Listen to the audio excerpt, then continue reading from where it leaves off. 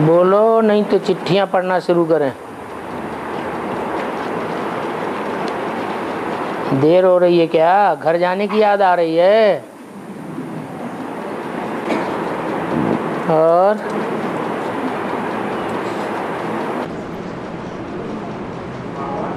हाँ जी, हैं? आप कहते हैं संगठन में जितना मैं दूंगा तो उतना भागीदारी होगा।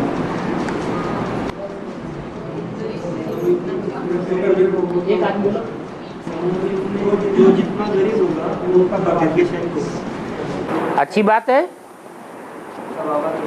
जितना गरीब होगा उतना भाग्यशाली नहीं, क्योंकि सड़क पर पड़े हुए ढेर ऐसे हैं जिनको पेट भर रोटी भी नहीं मिलती है। हाँ, ज्ञान में चलने वाले हैं और गरीब हैं तो ज्यादा भाग्यशाली हैं, क्योंकि शिव बाबा गरीब निवाज है। लेकिन गरीब एक होते हैं 63 जन्मों के कर्मों के मारे हुए गरीब, और एक गरीब वो होते हैं कि जब बाप आते हैं तो बाप के कार्य में तन मन धन सब अर्पण करके बेगर हो जाते हैं, जिनको बाप बेगर टू प्रिंस बनाता है। तो ज्यादा भाग्यशाली कौन से बेगर हैं? जो बाप के आने पर, बाप को पहचानने के बाद विश्व कल्याण के लिए बेगर बनते हैं, वो बहुत ज्यादा भाग्यशाली है।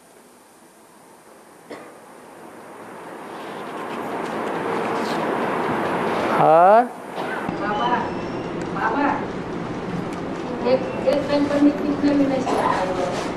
एक कल्प में कितने विनाश है? दो नहीं, कल्प में कितने विनाश है? एक कल्प में कितना विनाश है? हर युग में ऐसा परिवर्तन होता है, विनाश होता है कि नहीं? एक कल्प में कितना विनाश होता है? एक कल्प में कितना विनाश? एक होता है संपूर्ण विनाश, एक होता है आधा विनाश, और एक होते हैं अनेक प्रकार के आंशिक विनाश।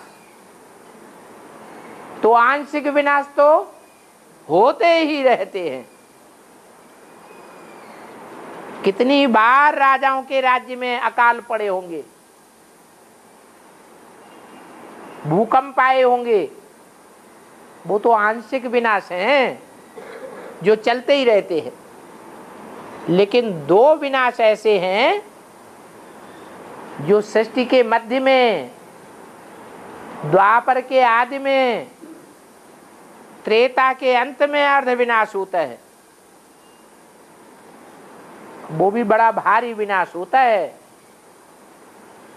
और एक है कलयुग के अंत में महाविनाश, वो भी दो प्रकार का है। एक है महाभारी महाभारत ग्रह युद्ध, जिसमें खून की नदियां बहती हैं, चारों ओर मौत का बाजार देखने में आता है। वो है भारत का कड़ा विनाश। और दूसरा है लास्ट विनाश, एटमिक विश्व युद्ध, जिन एटम बमों की मार से सारी पृथ्वी डोलने लगती है, बड़े बड़े भूकंप आते हैं,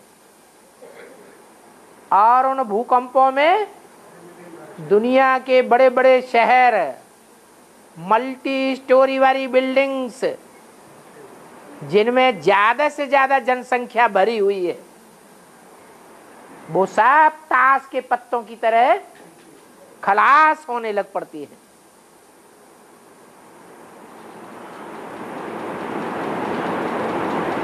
और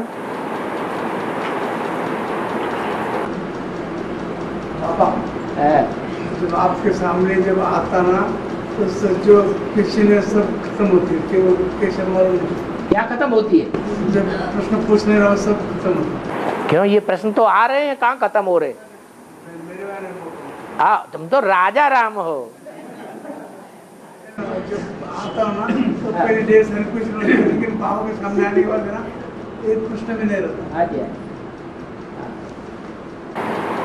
और हाँ, ब्रह्मा दक्ष ब्रह्मा प्रजापति दक्ष प्रजापति अलग अलग है क्या? एक ही है। अरे दक्ष होगा तो ट्रेंड होगा, दीक्षित होगा, दक्ष होगा। कहते हैं ना ये कार्य करने में ये दक्ष है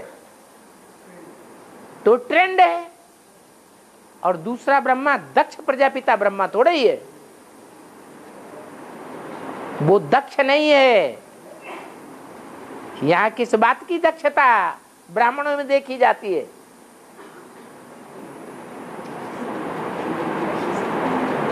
ब्राह्मणों का मुख्य काम क्या है? ज्ञान सुनना और ज्ञान सुनाना। इस बात में वो दक्ष है, दक्षता है, दीक्षित है। इसलिए प्रजापिता ब्रह्मा उसका नाम है दक्ष प्रजापति। शास्त्रों में दक्ष प्रजापति अंतिम नाम है, संपूर्ण स्टेज का नाम है। बाबा ने जो आदि से पढ़ाई पढ़ाई है, उस आदि टाइम की, आदि समय की अपूर्ण स्टेज का नाम दक्ष प्रजापिता बताया है। पहले पिता होता है या पति होता है? पहले क्या होता है? पहले पिता है। जब संपन्न बनता है, विश्वपति बनता है, राजयोग की दक्षता का प्रमाण आ जाता है, तो विश्वपति को ही शास्त्रों में क्या कह दिया है? दक्ष प्रजापति। ब्रह्मा अनेकों के नाम हैं। जो ब्रह्मा सो विष्णु की भुजाओं के रूप में दिखाए जाते हैं। बाकी दक्ष प्रजापति एक का ही नाम है। जिसका नाम दक्ष प्रजापति है, वो न ब्रह्मा रूपी भुजाओं को चलाने वाला है। वो भुजाएं उसे नहीं चलाती, परंतु वो भुजाओं को चलाने वाला है। और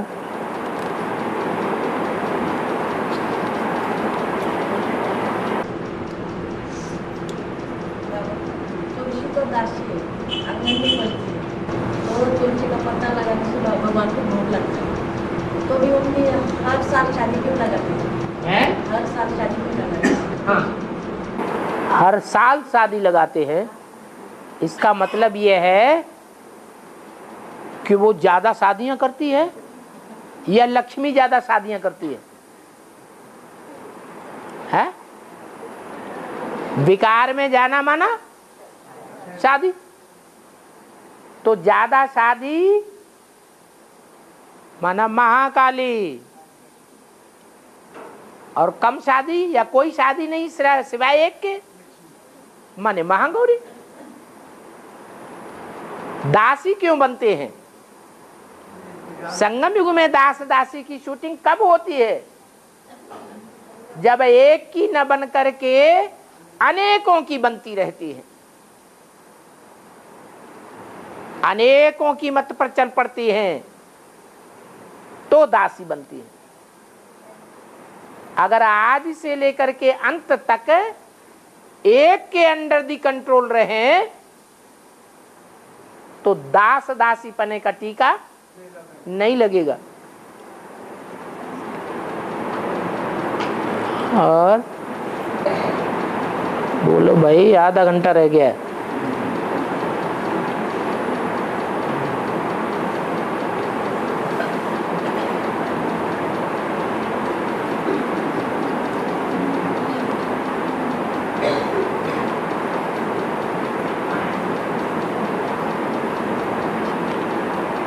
लक्ष्मी को नवारी साड़ी क्यों दिखाई जाती है?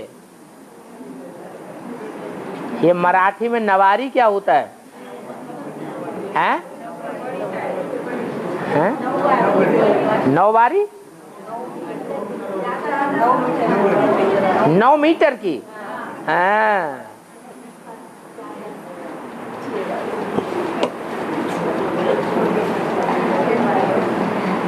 लक्ष्मी नारायण का जो तामझाम है वो लंबा चौड़ा दिखाया जाता है। तो उनकी साड़ी भी छोटी होगी कि बड़ी होगी? है बड़ी होगी। साड़ी ज्ञान मार्ग में किसको कहा जाता है? है ज्ञान मार्ग में साड़ी माना क्या? शरीर रूपी वस्त्र। जो लक्ष्मी का शरीर रूपी वस्त्र है वो सबसे जास्ती लंबा होना चाहिए या नाटा होना चाहिए? अफ्रीकन्स की तरह लंबा ही होना चाहिए। क्यों? कितने जन्म लेती है? पूरे 84 जन्म लेती है। उससे जास्ती कोई और स्त्री है जो जास्ती जन्म लेती हो? नहीं। तो जिसके पूरे 84 जन्म हैं वो पूरी 84 साड़ियां लेती है। उसके मुकाबले औरों की साड़ियां तो छोटी होंगी या बड़ी होंगी? छोटी होंगी। और नाम यह है नवारी। नव माने तो 9। 9 में तो सारी दुनिया आ जाती है। क्या 9 रत्न है ना? तो 9 के अंदर सारी दुनिया समाई हुई है। दुनिया में 9 ही धर्म है जो भगवान को मानने वाले हैं। जो भगवान को मानने वाले हैं उनमें ही धारणा अच्छी होगी या औरों में धारणा अच्छी होगी? जो 10वां है वो तो धारणा ही नहीं करता, वो तो है ही अधर्मी। और लक्ष्मी अधर्मी कैसे हो सकती? इसलिए 9 प्रकार की साड़ियां गाई हुई हैं। 10वां धर्म उसे छू भी नहीं सकता। वो तो दुनिया का सबसे जास्ती व्यभिचारी धर्म है। जो 9 धर्म हैं उनमें कुछ न कुछ पवित्रता की धारणा नंबरवार है जरूर। तो जो 9 प्रकार की पवित्रता की धारणा है जिसे कहते हैं 9धा भक्ति, वो 9 प्रकार की अव्यभिचारी भक्ति की यादगार महाराष्ट्र में नवारी साड़ी का नाम पड़ा है। और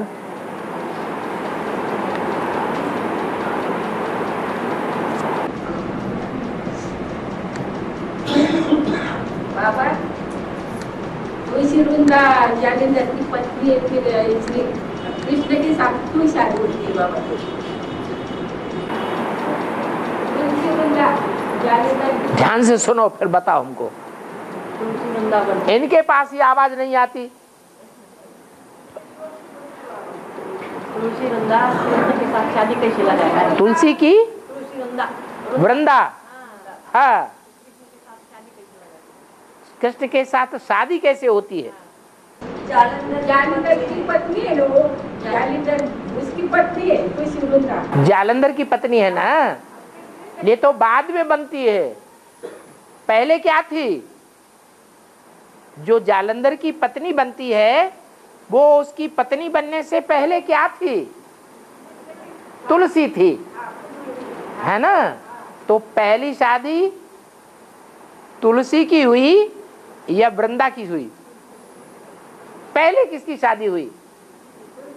तुलसी की शादी हुई।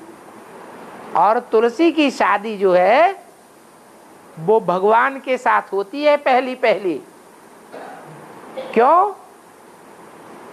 क्योंकि भक्ति मार्ग में ये मान्यता चली आ रही है कि पहले पहले भोग लगाना है भगवान को, तो भगवान कोई भोग स्वीकार नहीं करेंगे, लड्डू पेड़ा जलेबी वगैरह। क्या भोग पहले स्वीकार करेंगे? हैं? 36 भोग उनके सामने रख दो, वो नहीं स्वीकार करेंगे। पहले क्या करेंगे? जब तक उन 36 भोगों में या कोई भी प्रकार के भोग में तुलसी ऐड नहीं करेंगे, तुलसी का जब तक भोग नहीं लगाया जाएगा तब तक वो किसी को भोगने वाले नहीं है। तो इससे साबित होता है कि भगवान को पहले पहले भोग किसने लगाया होगा? संगम में तुलसी ने लगाया होगा। वो तुलसी भी दो प्रकार की है, एक काली तुलसी जो जंगल में ही पनपती है, और एक गोरी तुलसी माने हरी तुलसी जो जंगल में नहीं पनपती, घर गृहस्थ में ही पनपती है। घर गृहस्थ के बाहर उसका जीवन नहीं है। तो जो घर गृहस्थ में पनपती है वो सच्ची, या जंगल में पनपती है कांटों के जंगल में वो सच्ची? बाप आकर के घर गृहस्थ की स्थापना करते हैं। जिस घर गृहस्थ की स्थापना करते हैं उस घर गृहस्थ की स्थापना में पहले पहले कौन गिरता है? इस संसार में माताएं गिरती हैं, पुरुष गिरते हैं, कन्याएं गिरती हैं। कौन ज्यादा गिरते हैं? माताएं ज्यादा गिरती हैं। तो माताओं में जो बड़ी से बड़ी माता है, सारे जगत की माता है, उसको अंत में उठाने का प्रावधान ड्रामा में नुदा हुआ है।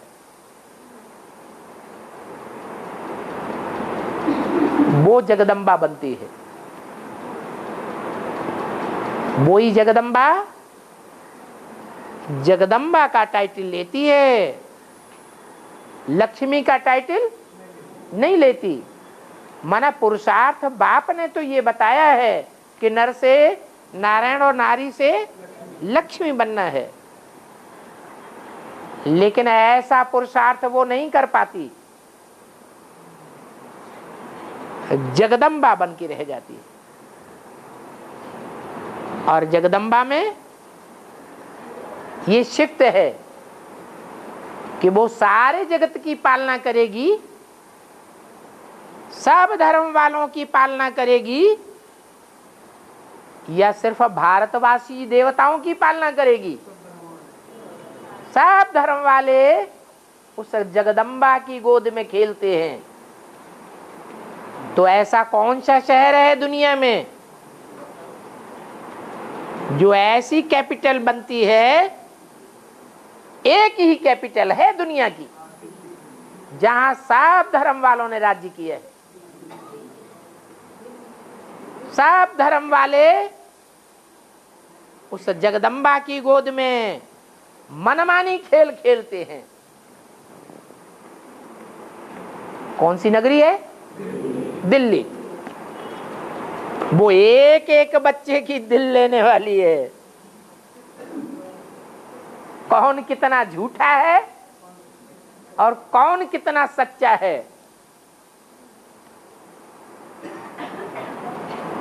एक एक को परख लेती है।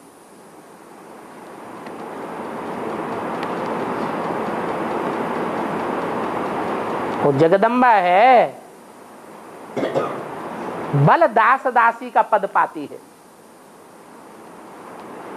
क्या प्रकृति दासी बन जाती है या विश्व की महारानी बन जाती है? जब तुम बच्चे प्रकृति जी बनेंगे तो प्रकृति तुम्हारी दासी बन जावेगी।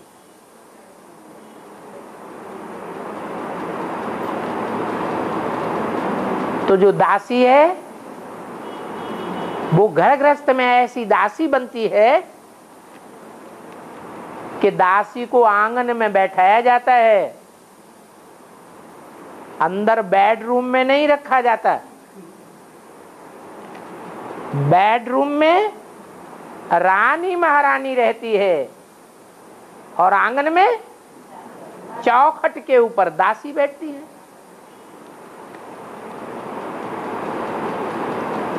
लेकिन हिम्मते बच्चे तो मदद बाप,